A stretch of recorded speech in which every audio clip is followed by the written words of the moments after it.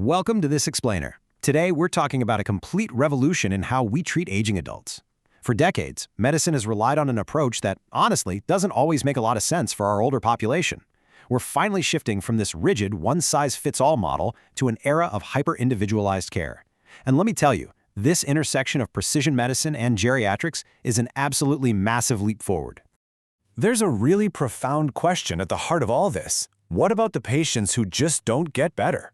You see, traditional clinical guidelines are very often built on data pulled from younger, healthier trial populations. So what actually happens when we take those exact same guidelines and apply them to the incredibly diverse, complex biology of older adults? A massive gap opens up. We really have to ask ourselves why population average medical guidelines leave so many older folks suffering or simply not improving at all. Well, the answer comes down to how we approach the individual. Think about traditional medicine, kind of like buying an off-the-rack suit that just doesn't quite fit. It assumes that if you have a specific disease, you get the standard treatment based on a population average, right? But precision geriatric medicine, that is your bespoke, hyper-individualized fit. It relies on a cellular map of the individual patient, using your unique genetics, your specific environment, and your lifestyle to guide every single medical decision. Why? Because older people have incredibly high biological differences. No two are exactly alike. And this exposes the fatal flaw of average data. An older adult's body doesn't just look different on the outside. The internal mechanisms shift dramatically. We're talking about major age-related changes in body composition, renal clearance, and liver enzyme function. And these don't just tweak things a little bit. They drastically alter pharmacokinetics, which is basically just how your body processes a drug. So a standard drug dose that works perfectly for a 65-year-old, that same exact dose might cause severe, downright dangerous side effects in an 85-year-old. Precision medicine actually respects these profound differences to keep people safe. This brings us to a huge issue: polypharmacy.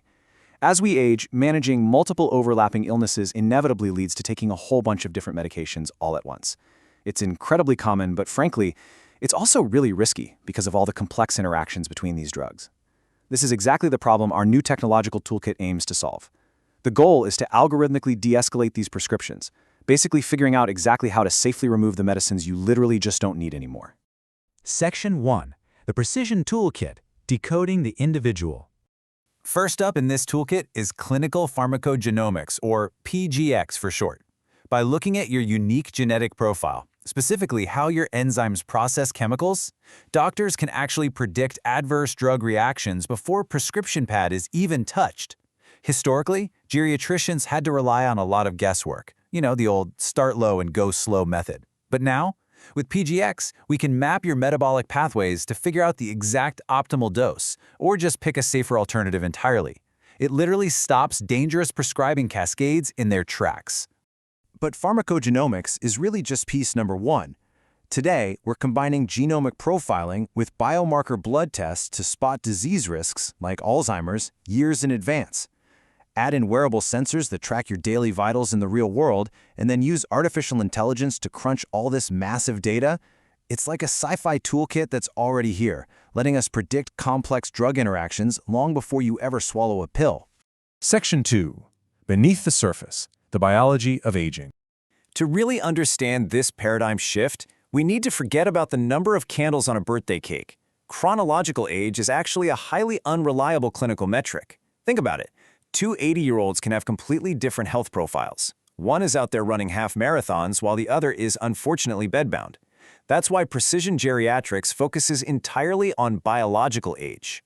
This metric reflects your true physiological reserve and the unique wear and tear of your specific cells. So how did doctors map this unique biological edge?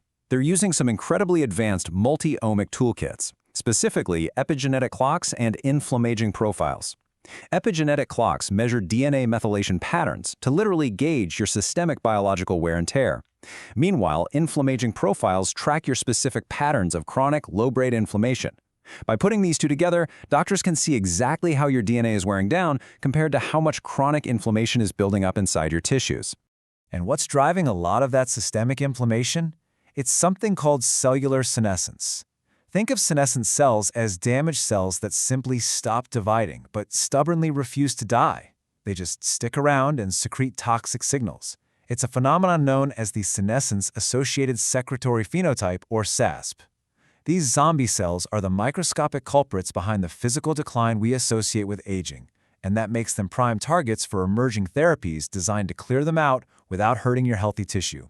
Section 3. The human element, aligning ethics and autonomy.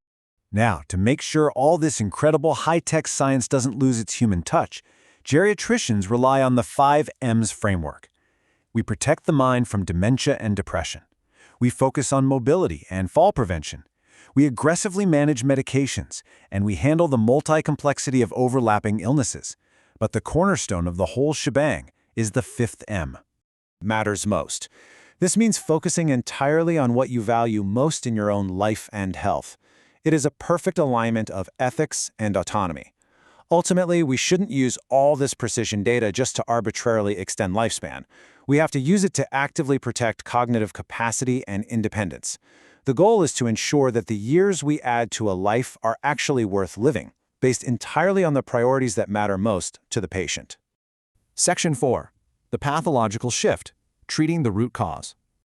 This brings us to the ultimate goal. True precision in geriatrics looks completely past the clinical syndrome. Instead of just putting a Band-Aid on the overlapping symptoms of, say, heart disease or neurodegeneration, we are finally learning how to target the cellular drivers at their source.